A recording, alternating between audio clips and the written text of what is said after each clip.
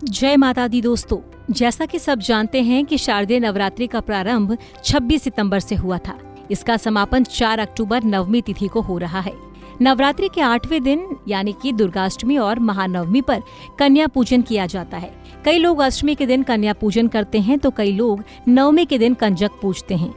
कहते हैं कि कन्या पूजन से ही नवरात्रि के पूजन व व्रत का पूरा फल मिल पाता है, इसलिए इसे बेहद जरूरी माना जाता है। ये भी कहा जाता है कि जिस घर में कन्याएं प्रसन्न होकर जाती हैं, वहां से दुख दरिद्र दूर हो जाते हैं।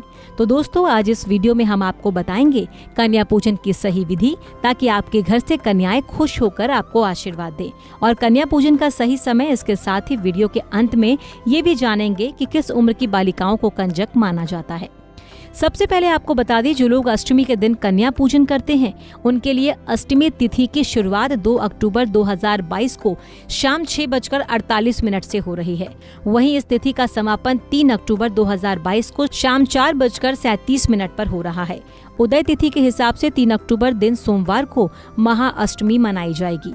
नवरात्रि की अष्टमी तिथि को मां महागौरी की पूजा का विधान है। तो वहीं जो लोग नवमी के दिन कंजक पूजा करते हैं तो वो नवमी तिथि का प्रारंभ 3 अक्टूबर 2022 को शाम 4:38 पर हो रहा है और इसका समापन 4 अक्टूबर को दोपहर 2:20 पर होगा। ऐसे में 4 अक्टूबर को महानवमी का पर्व मनाया जाएगा। इस दिन मां सिद्धिदात्री की पूजा उपासना की जाएगी। तो चलिए आगे जानते हैं कन्या पूजन की सही विधि।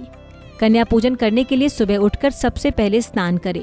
स्नान करने के बाद सबसे पहले भगवान गणेश और माँ दुर्गा की पूजा करें। कन्या पूजन के लिए 2 साल से लेकर 10 साल तक की 9 कन्याओं और 1 बालक को घर पर बुलाएं। कन्याओं को घर पर बुलाने के बाद उन्हें बैठने के लिए आसन देकर उनके पैर धोएं। कन्याओं के पैर धोने के बाद उन्हें रोली, कुमकुम और अक्षत का टीका लगाकर उनके हाथ में मौली बांधें।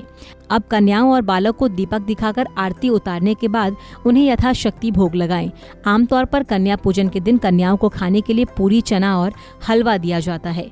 भोजन के बाद कन्याओं को यथाशक्ति भेंट और उपहार देकर उनके पैर छूकर उन्हें विदा करें। इस विधि से कन्या पूजन करने से माँ की कृपा आप पर बरसती है। बता दें कि कन्या पूजन में 2 साल की कन्या को कुमारी, 3 साल की त्रिमूर्ति, 4 साल की कल्याणी, 5 साल की रोहिणी, 6 साल की बालिका, 7 साल की चंडिका, 8 साल की शांभवी, 9 साल की दुर्गा और 10 साल की कन्या को सुभद्रा का स्वरूप माना जाता है। कन्या पूजन में अगर आप 9 कन्याओं को भोजन कराने में समर्थ नहीं हैं, तो आप 5 या फिर 7 कन्या को बुलाकर भी पूजन कर सकते हैं।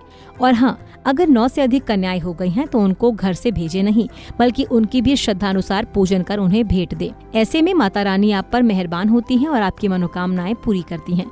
तो दोस्तों, वीडियो कैसी लगी हमें कमेंट करके जरूर बताएं। जय माता दी। कुंडली टीवी डेस्क से प्रिया शर्मा की रिपोर्ट। इसी तरह की और भी जानकारी लेने के लिए हमारे चैनल को सब्सक्राइब करें और नई वीडियो की नोटिफिकेशन के लिए बेल आइकॉन दबाएं। अगर आप ये वीडियो फेसबुक पर देख रहे हैं तो वीडियो को लाइक और शेयर करें। साथ ही अपनी राय कमेंट बॉक्स में जरूर बताएं। धन्यवाद।